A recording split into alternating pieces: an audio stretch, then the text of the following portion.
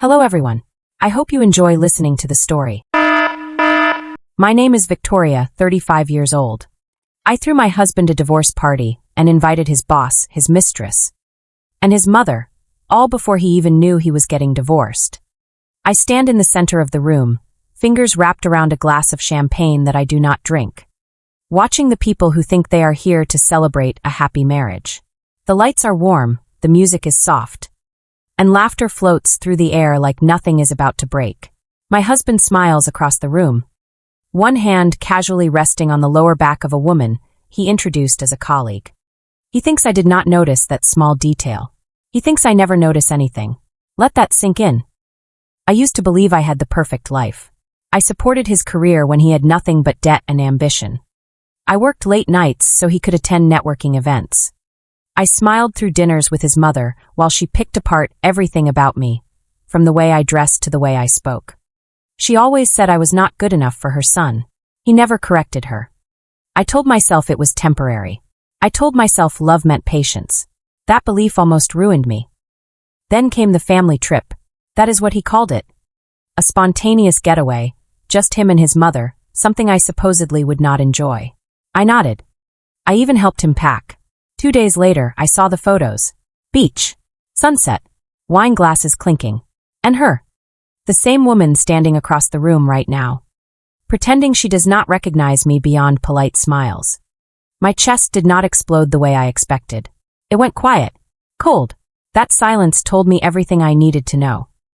I started digging. Emails, shared accounts, calendar entries that did not line up. It did not take long. Secret reservations. Transfers of money that I had never approved. Conversations that made it clear this was not a mistake. It was a plan. A slow, careful replacement. Me out, her in. And the worst part? They both thought I would sign whatever papers he handed me without reading them. Like I always did. I did not confront him.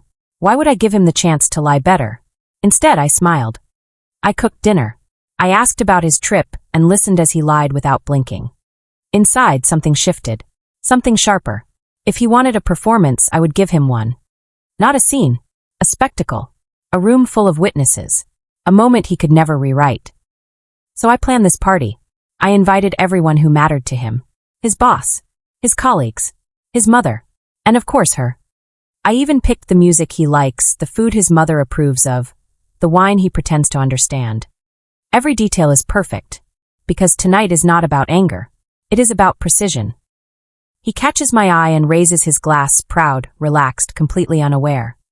I smile back, calm, steady, already 2 steps ahead. Tell me, if you were in my place, would you expose the truth quietly, or would you wait until the entire world was watching? I do not sleep that night after the party plan is set in motion. Not because I am hurt anymore, but because my mind is too sharp, too focused. Like every piece on a chessboard finally revealing its purpose. The next morning, I wake up before him and move through the house quietly. Making coffee the way he likes it, placing the cup on the table exactly where he expects it to be. He walks in, kisses my cheek without really looking at me, and starts talking about work. His voice is steady, confident, rehearsed. I watch him closely, studying every micro-expression, every pause, every blink. He has no idea I already know everything. That ignorance is my advantage. I play my role perfectly. I ask about his upcoming meetings, nod at the right moments. Even laugh when he makes a joke that is not funny. When he mentions a big opportunity at work. Something about impressing his boss and securing a promotion. I lean in with interest. As if I am still the supportive wife he believes me to be. Inside, I am cataloging everything. His ambitions. His weaknesses. The exact people whose opinions he values. Those are the people I invite. Not randomly. Strategically. Every guest on that list serves a purpose. His boss needs to see him fall. His colleagues need to witness the truth. His mother needs to understand that I was never the weak one. And her, the woman he thought he could replace me with. She needs to be exposed in the most undeniable way possible. That afternoon, I meet with a lawyer. Not just any lawyer, but someone who specializes in financial fraud and marital asset protection. I lay everything out on the table. The transactions I uncovered. The suspicious transfers. The hidden accounts. He listens carefully, his expression shifting from curiosity to quiet approval. When I finish, he leans back and says something that confirms what I already suspected. My husband has been preparing to leave me, not just emotionally, but legally and financially. He has been moving assets, trying to position himself to walk away with more than his share. It is not just betrayal. It is calculated. That changes everything. I do not just want a divorce anymore. I want accountability. We go through the documents together. Every page feels like a weapon. I learn about clauses I can invoke, protections I did not even realize were there, and most importantly, the leverage I now hold. The lawyer suggests we act quickly, file discreetly, and serve him privately. I shake my head. That is not my plan. I want him exposed. I want him to feel the weight of his choices in front of the people he has been trying to impress.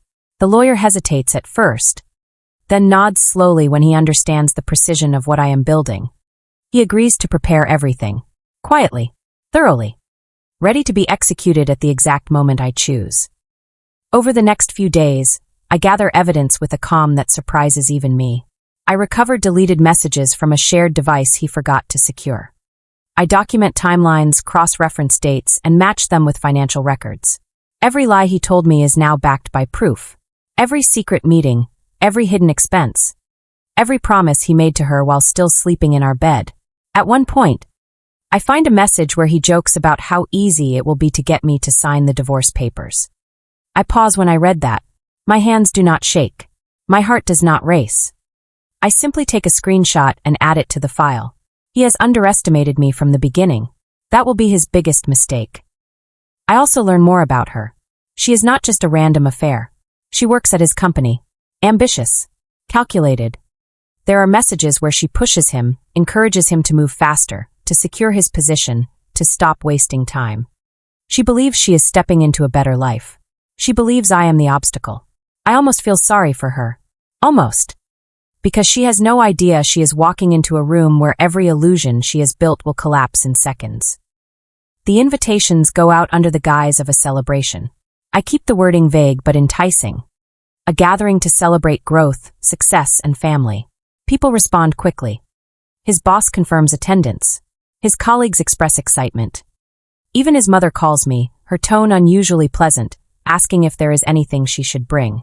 I tell her just to come and enjoy the evening. She thanks me, as if I am still trying to earn her approval. That almost makes me smile. The final step is the paperwork. I sign the divorce documents in a quiet office, the pen moving steadily across the page.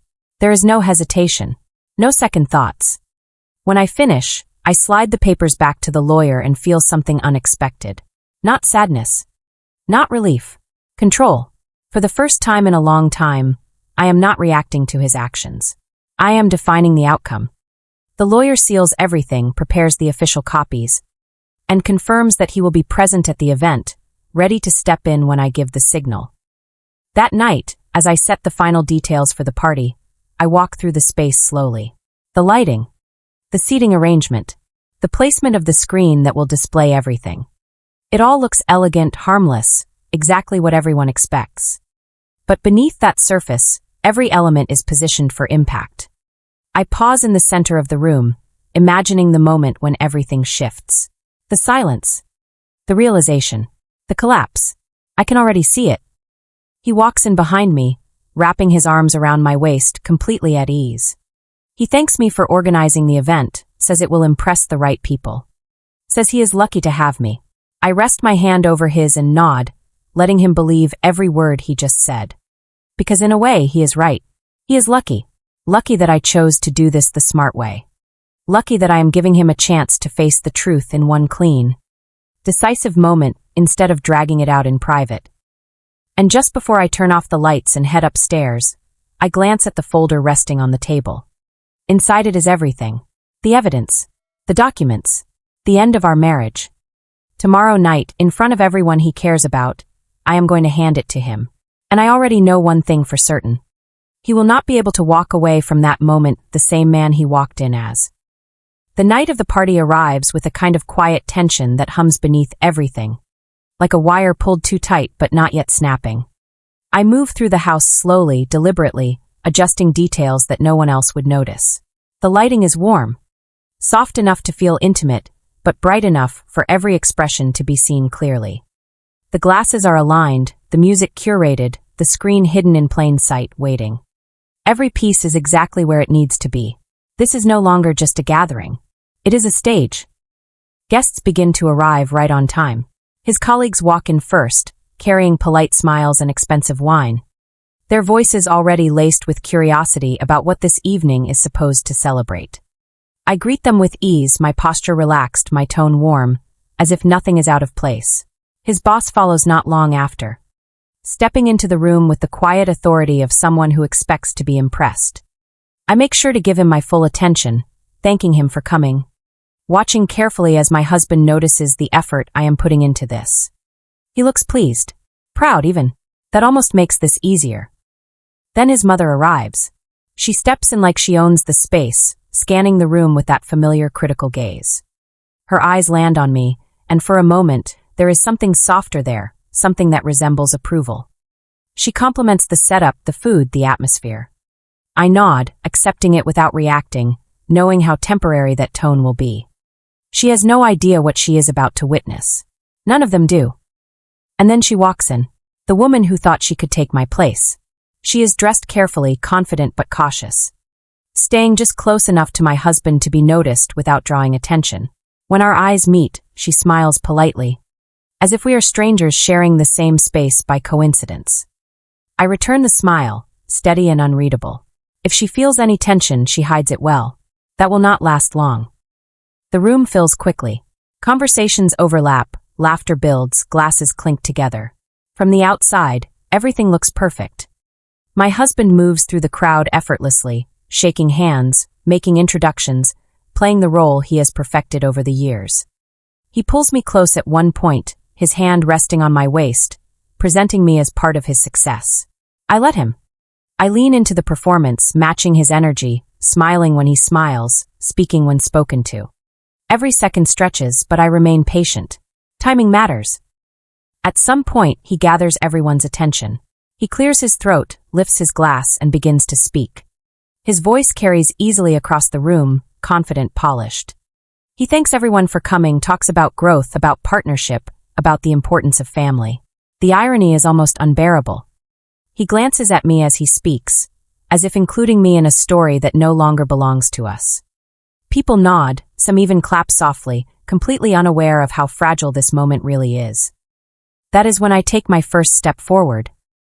I move toward the center of the room, my heels quiet against the floor, my expression calm. He notices me approaching and smiles, assuming I am about to join him, to add to his speech, to reinforce the image he has built. I take the glass from his hand gently, holding it for a second before setting it aside.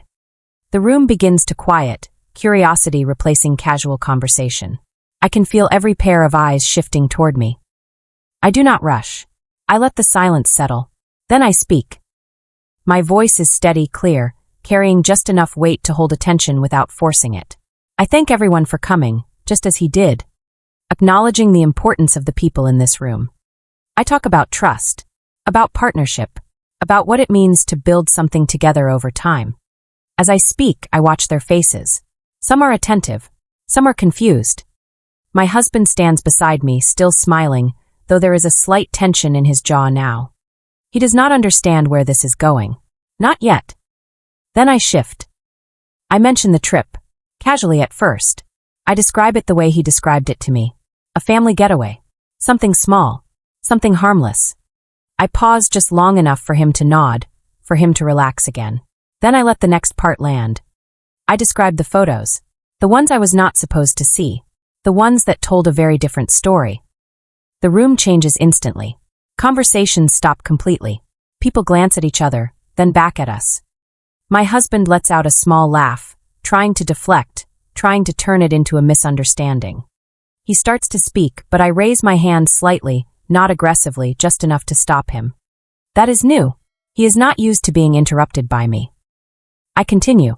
I talk about patterns, about late nights that did not add up, about messages that were never meant to be found. I do not raise my voice. I do not accuse wildly. I present it calmly, piece by piece, like a story unfolding in real time. The more I say, the more the atmosphere tightens. His boss is no longer relaxed. His mother is staring at him now, her expression shifting from confusion to suspicion. And then I gesture toward the screen. The lights dim slightly, and the first image appears. A photo from the trip. Clear. Undeniable. Followed by another. And another. Then messages. Dates. Times. Evidence that cannot be explained away with charm or confidence. A murmur spreads through the room, low and sharp. Someone gasps. My husband steps forward, his composure cracking for the first time, reaching for the remote, trying to stop it. It does not respond. He turns to me, his voice low and urgent now, asking what I am doing, telling me to stop. I meet his gaze without flinching. This is the moment he never prepared for. The moment where control slips completely out of his hands. I look back at the room, at the people who now see him clearly, and I take a breath. And this, I say quietly, is only the beginning. The silence after my words lands is heavier than anything I have ever felt. It is not loud. It is not chaotic. It is sharp, focused, suffocating. Every eye in the room is locked onto the screen, onto him, onto me. The images continue to cycle slowly, deliberately, each one peeling away another layer of the illusion he spent years building. My husband stands frozen for a second too long, his hand still hovering uselessly near the remote that refuses to respond. That is when the first crack becomes visible to everyone, not just me. He tries to recover. Of course he does. He forces a laugh, steps forward, and starts speaking quickly, too quickly, saying this is a misunderstanding, that the photos are being taken out of context, that there is a reasonable explanation. His voice rises slightly at the end of each sentence, betraying the control he is trying so hard to maintain. I watch him closely, almost clinically, noting how his confidence collapses in real time. The room does not respond the way he expects. No one laughs. No one nods along. They are waiting, watching, judging. I do not interrupt him right away. I let him speak just long enough to expose himself further. Then I take a step closer, my movement calm but undeniable, and I speak again. I mention the financial records. I mention the transfers that match the dates of those trips, the expenses that were hidden, the accounts he thought I would never check. This time, there is no room for interpretation. The next set of documents appears on the screen. Numbers. Transactions. Clear evidence of money being diverted, not just for an affair, but from shared assets, from accounts that legally required my consent. The reaction in the room shifts from curiosity to something much sharper. Disapproval. His boss leans forward slightly, his expression tightening in a way that signals more than personal disappointment. This is no longer just a marital issue. This is professional. This is reputational. I see the moment the realization hits him.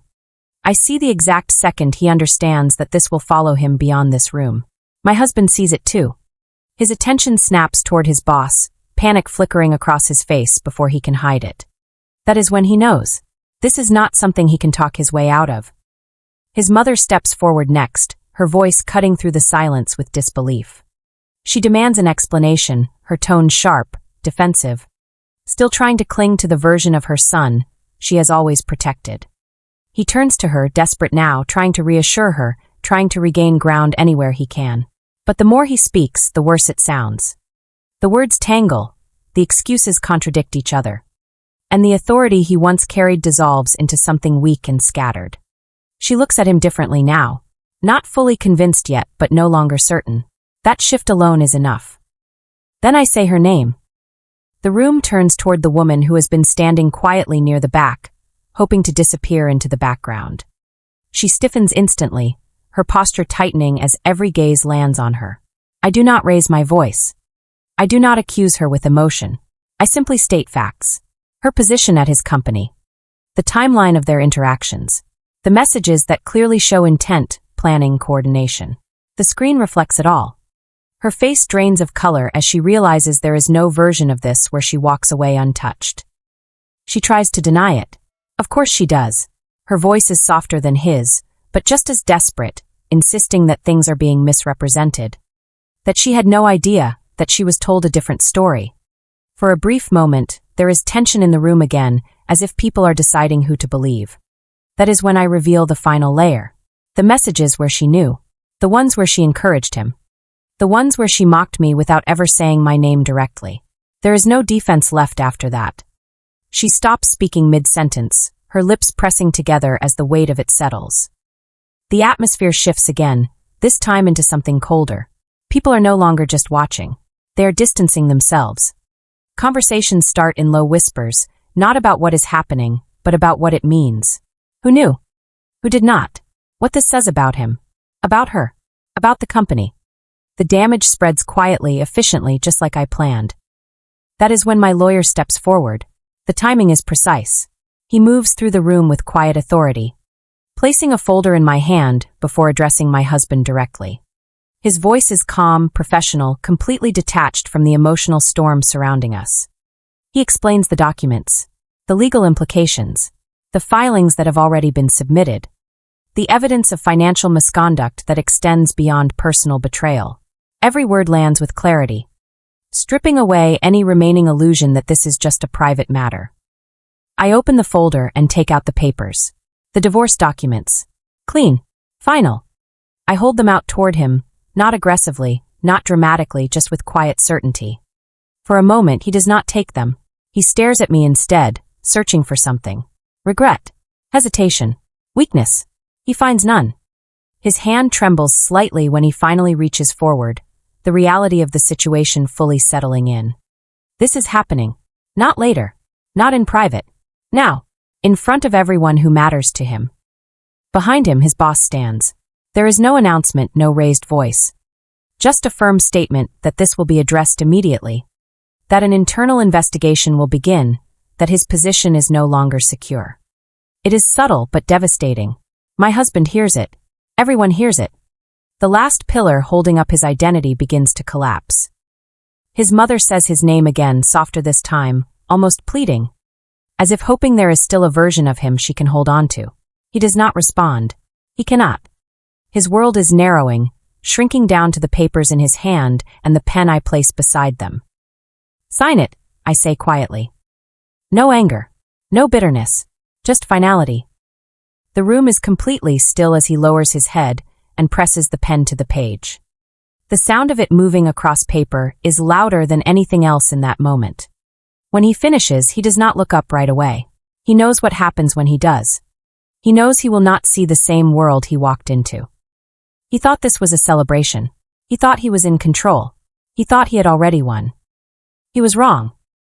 And just when he thinks there is nothing left for me to take, I lean in slightly and speak one last time, my voice low enough that only he can hear it, but clear enough that the weight of it carries beyond us.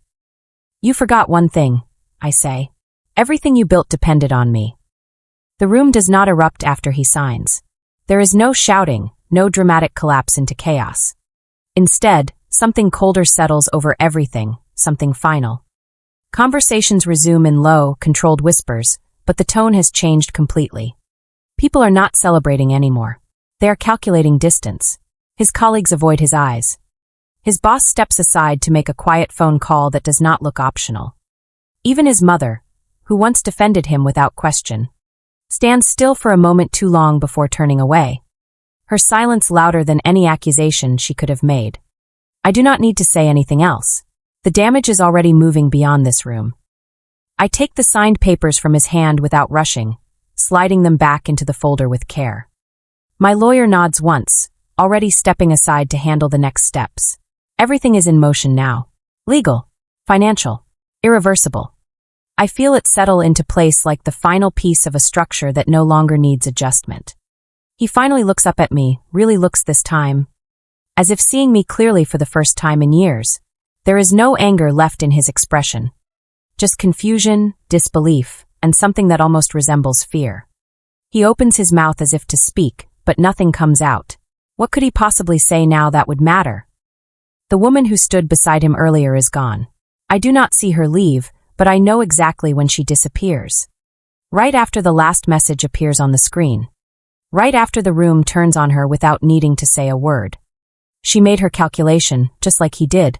And just like him, she misjudged the cost. His phone vibrates repeatedly in his hand, messages lighting up the screen.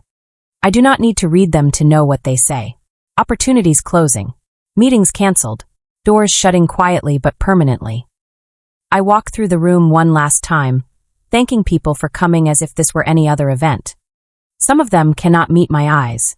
Others nod with a kind of respect that was never there before.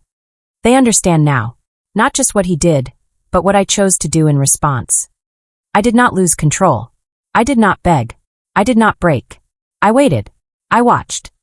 And then I ended it on my terms. That difference matters more than anything else. By the time the last guest leaves, the house feels different. Lighter. Not because something was removed, but because something false has finally been stripped away. He is still standing near the center of the room, as if he has not fully processed that everyone else has already moved on. I pick up my coat, pausing only long enough to look at him once more. There is nothing left for me to take, and nothing left for him to offer. He says my name quietly, almost like a question. I do not answer. I simply walk past him and open the door. The night air hits differently now, sharper, cleaner. As I step outside, I realize something that surprises me. I am not angry. I am not sad. I am done. So tell me, was I cruel, or was I just finally fair? What I learned from all of this is simple, but it cuts deep. Dishonesty does not destroy a relationship overnight.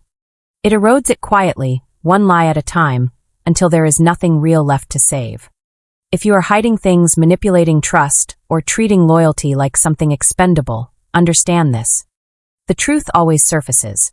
Maybe not immediately, but inevitably. And when it does not just take the relationship down. It takes your reputation, your credibility, and the way people see you forever. If you take anything from my story, let it be this. Respect the person who stands beside you before you lose them completely. Because once they stop reacting emotionally and start thinking strategically, the outcome is no longer in your control. If this story made you feel something, take a second to like the video. Subscribe for more real stories like this, and tell me your opinion. Was this justice, or did I go too far?